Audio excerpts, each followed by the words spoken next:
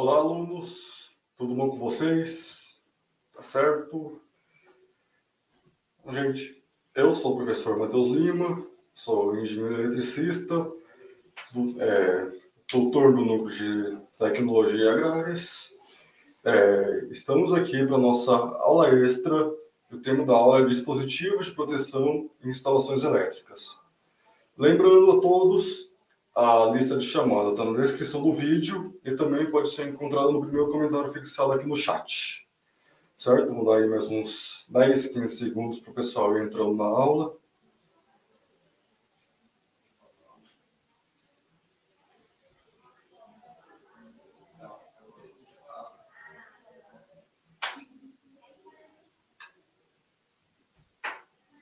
Certo, vamos lá.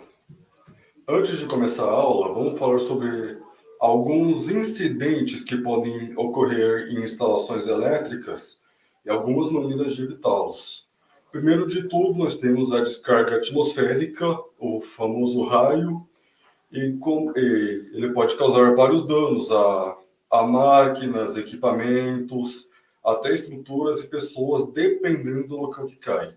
Em locais de instalações rurais, é possível até perder cabeças de gado, dependendo de onde cair e matar o gado de choque. E como nós evitamos a descarga atmosférica? Bom, não tem como evitar. O que nós podemos fazer é direcionar aonde o raio vai cair.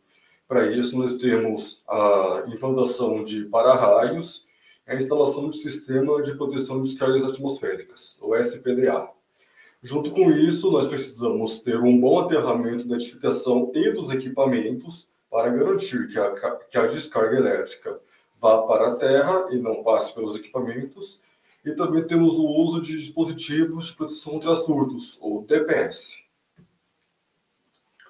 Choques em carcaça metálica é comum de acontecer, como, por exemplo, vamos pegar o chuveiro. Já aconteceu de vocês irem tomar um banho e você está descalço, acontece de você relar no registro levar um choque, e levar um choque. Por que isso acontece? Nós temos duas situações. Ou nós temos a fase encostando na carcaça, gerando uma tensão que não devia na carcaça, ou nós temos também a eletricidade estática, onde é uma eletricidade residual que está lá no aparelho. Na primeira chance de descer para a Terra, ela vai descer, porque a energia sempre vai do maior potencial do menor potencial. Quando esse caminho está aberto, não acontece nada. Porém, quando você encosta no registro, você é o caminho, então essa eletricidade acaba passando por você. E como nós podemos evitar que isso aconteça? Além, temos o aterramento de identificação de equipamentos para a eletricidade estática poder ter uma rota de escape e não passar por você, o dimensionamento e instalação correta dos cabos de energia e também a implementação de um IDR e o DDR. Ele será explicado mais para frente no decorrer dessa aula. Temos também os curtos-circuitos, onde ocorre um aumento repentino na corrente dentro dos condutores. Esse aumento repentino geralmente acontece quando a fase e o neutro se tocam por algum, seja erro humano, erro de projeto, e esse aumento de corrente pode queimar, pode sobrecarregar os fios, fazendo eles derreterem, pode causar incêndios, pode danificar máquinas, danificar equipamentos. E como é feito para evitá-los? Além do dimensionamento e instalação correta dos cabos, temos a implantação de disjuntores nas tomadas de uso gerais e usos específicos. Para quê? Digamos que você tenha um chuveiro de, vamos dizer, 5.000 watts, 220. Ele tem lá a sua corrente específica para funcionamento, no caso, a corrente máxima específica. Então, você irá dimensionar o cabo para esse chuveiro e, com base no cabo, você irá dimensionar o disjuntor para fazer a proteção. Ele vai estar protegendo tanto o cabo, que é a principal função do disjuntor, quanto, junto a isso, ele também vai estar protegendo o seu chuveiro. Danos na rede elétrica, podem causar apagões, sobrecargas, picos de energia, curto-circuito na rede de distribuição, rede elétrica, dependendo da região, é distribuída utilizando ou alta ou média tensão, e esses danos podem causar apagões, vários problemas nas máquinas. Então, o melhor jeito de evitá-los, claro, depois da instalação do poste de uma torre, não tem muito o que fazer, mas o correto é deixar longe de estruturas que possam danificar. Exemplo, você tem um caminho cheio de árvores. Aí você não vai colocar uma rede de distribuição perto dela, sendo que pode ocorrer chuva, ocorrer vento, causando queda de árvores, que pode causar danos nessa rede. Agora que eu falei um pouco sobre os riscos e como evitá-los, vamos falar um pouco, nos aprofundar nesses 3 aparelhos, esses 3 dispositivos, que são muito vistos em instalações residenciais. Primeiro, o nosso clássico disjuntor. Se vocês forem no quadro de carga da casa de vocês, vocês verão equipamentos parecidos com isso. Esse aqui é um disjuntor tripolar, ou seja, ele é feito para a entrada de 3 fases. Vamos dizer que ele tenha, ou seja, um disjuntor de 50 amperes. Como ele vai funcionar? Ele tem duas molas que geram uma tensão mecânica. Quando você empurra a alavanca, essas molas são travadas, mas dentro do disjuntor existe uma bobina com um pino. Como ele vai funcionar? Ele é projetado para até 50 amperes a indução não puxar esse pino. Agora, quando você tem um aumento repentino na corrente, por exemplo, digamos que de 50 ele vá para, vamos dizer que ocorre um curto, a corrente vai lá em cima, vai para 100 amperes, 100, 200 amperes. É feito esse aumento da corrente, energiza a bobina, fazendo com que a bobina puxe o pino, desarmando o disjuntor. Então, esse disjuntor tem como principal objetivo o desarmamento do circuito com sobrecorrentes. Até 50 amperes, esse aqui é um exemplo, não vai atuar. Passou disso, dependendo de sua curva, ele tem um tempo de atuação ou uma atuação instantânea. Vocês podem encontrar disjuntores mono, bi e tripolares.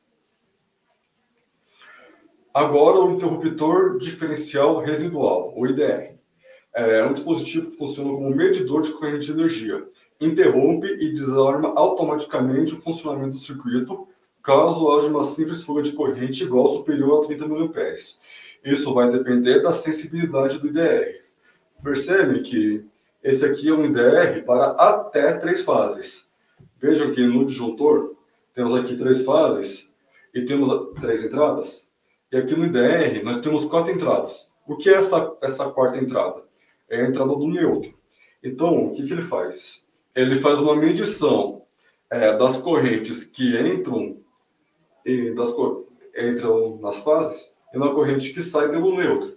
Aí, ele faz esse comparativo constantemente. Esse comparativo, se tiver uma diferença maior do que 30 mA, ele vai interromper o circuito. A função do IDR é principalmente proteção contra choques. Mas tem uma outra função que você pode verificar no IDR, que é caso tenha alguma fase encostando na carcaça metálica e gerando tensão residual. O que isso quer dizer? Vamos dizer que você tenha lá o seu equipamento bem aterrado, o aterramento está bem feito. Você, digamos que passa lá uma certa quantidade de corrente, parte dela volta pelo neutro, porém uma pequena parcela passa pelo terra.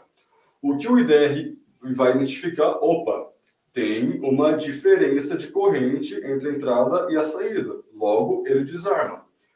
Como ele fazendo isso, você consegue identificar o circuito que está tendo problemas e fazer a sua correção. Se você quiser, isso aqui vai uma dica para o pessoal que vai contratar eletricista, precisa fazer uma obra em casa. Se você quiser saber se o seu eletricista é bom, pergunta para ele como funciona o IDR. Se ele souber te responder mais ou menos isso aqui que eu falei, pode confiar que o cara sabe o que está fazendo. E agora o último dispositivo de proteção, né, nessa aula que vamos falar, é sobre o dispositivo de proteção contra surtos, o DPS, que eles são para proteção de equipamentos, ou seja, eles são responsáveis por proteger de descargas atmosféricas ou picos de tensão ocasionados por manobras na concessionária. Ou, no caso, né, picos de tensão gerados por curtos-circuitos, que eram problemas. Vocês percebem que o DPS, assim como o IDR, ele tem a entrada de neutro. Mas como funciona? Temos aqui a entrada das fases e a entrada de neutro. Percebo que na parte de baixo, peraí, deixa eu tentar apontar para vocês. Na parte de baixo aqui tem um pininho de terra. Na parte de baixo temos a saída, mas essas 4 saídas estão interconectadas, puxando apenas um pino para o aterramento. Como o DPS funciona?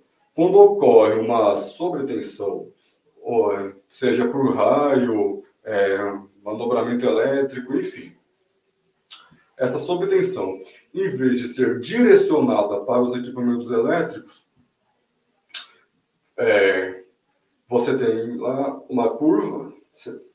No slide seguinte vai dar para ver melhor, porque eu trouxe um desenho da instalação de um DPS, DR e disjuntor. Mas, enfim, quando ocorre um pico de energia, a tensão, ao invés de ir para o equipamento, ela é desviada para a terra. Então, percebam que desses 3 equipamentos que eu falei, 2 deles só funcionam bem caso você tenha um aterramento bem feito. E aqui nós temos o sistema de instalação. Eu vou tirar minha tela um pouco da frente, caso vocês queiram tirar um print. Essa imagem foi retirada do mundo da elétrica, vocês podem ver que tem até o logo aqui. Vamos dar os créditos para o pessoal, né? Agora quero que vocês percebam uma coisa. Aqui do meu lado, bem aqui, vocês veem 2 fios pretos. Esses 2 fios pretos são as 2 fases que estão chegando da concessionária. Com isso, elas chegam ao disjuntor geral, aí são jogadas dentro do IDR, saindo do IDR, eles passam por um barramento bifásico AB. Com isso, vai para os disjuntores monopolares, seja tomados de uso geral ou uso específico. Temos aqui em cima o barramento de neutro, que também vai da concessionária. Percebam que ele não passa pelo disjuntor. Agora, o que é interessante, vocês estão vendo um fiozinho azul aqui embaixo? É o fio de neutro chegando da concessionária, aí fazendo a sua derivação para o DPS. O DPS, ele entra no IDR e, por fim, ele é jogado no barramento de neutro. E esse barramento de neutro é direcionado para as cargas. E, por fim, aqui embaixo, temos o barramento verde, que é o barramento de terra. Nesse, temos um fio que vai para o aterramento geral, que não está mostrado no desenho, mas percebam que aqui no DPS, temos todos os fios de terra equipotencializados, ou seja, todos ligados no mesmo barramento. Até o bom desse desenho é que a gente consegue ver algumas cores para identificação padrão. O verde é sempre usado como terra e o azul é sempre usado como neutro. Como fazem, não importa a cor da bitola, a cor do fio, mas para facilitar a identificação, costuma-se usar ou o preto ou o vermelho, como vocês podem ver aqui no canto superior direito, saindo dos disjuntores das tomadas. E para ir para a reta final da nossa aula, nós vamos falar sobre IPIs para instalações elétricas. Quem for mexer com eletricidade já fica de olho. Por padrão, nós temos o capacete de aba frontal e total, que é utilizado na cabeça contra radiação solar, chuva, impactos e perfurações, decorrente de quedas e também de choque elétrico. A luva de proteção do tipo condutível, ou seja, digamos que você vai trabalhar com uma linha viva. Claro que o essencial é sempre usar luva, mas digamos que você precisa trabalhar com linha viva, baixa tensão, você tem essa luva para proteger suas mãos contra possíveis choques. É claro, nós temos o calçado de proteção para fazer o seu isolamento entre o cabo e a terra, para você ser um circuito aberto. E por fim, vamos falar sobre as ferramentas mais usadas para instalações elétricas. Não poderia começar de outra forma sem falar dos alicates. Aqui nós temos 4 tipos. O alicate de corte, usado para principalmente cortar fios e fazer decapagens. Alicate de bico, para quando você tem um trabalho com mais precisão. Alicate de crimpagem, quando você vai colocar um borne para fazer a instalação do cabo no disjuntor. E por fim, um alicate universal, que na hora que precisar ele está ali, ele faz a função, tenta fazer a função de todos, mas o recomendado é ter os 3 alicates. Chave Phillips e de fenda, quando você vai trabalhar parafusando um disjuntor, mexer com alguma máquina, você vai precisar mexer com parafusos. Por que eu trouxe essa chave Phillips aqui? Percebam que ela é totalmente isolada e só a pontinha dela é exposta. Essa pontinha é justamente feito para evitar choques. Muita gente que vai mexer com chave de fenda, geralmente segura a parte metálica com uma mão e gira com a outra. Então, usando essa chave isolada, é possível efetuar esse trabalho sem mais problemas. E por fim, nós temos o multímetro, que trabalha para ver tensão, corrente, tensão contínua, alternada, várias funções dependendo do multímetro. Nesse aqui que eu trouxe, temos as ponteiras de prova, onde dependendo da ligação, você faz uma coisa, dependendo da ligação, você faz outra. Enfim, quando você vai trabalhar com elétrica, essas 3 ferramentas, eu não vou dizer 100%, mas eu diria que uns 80% a 85% dos problemas que envolvem elétrica podem ser, elétrica no caso de baixa tensão, podem ser resolvidos utilizando esses 3 equipamentos. E com isso eu termino a nossa aula. Vamos ficando por aqui, certo? Eu espero que tenha sido bem produtivo. Muito obrigado por me assistirem até aqui e até a próxima.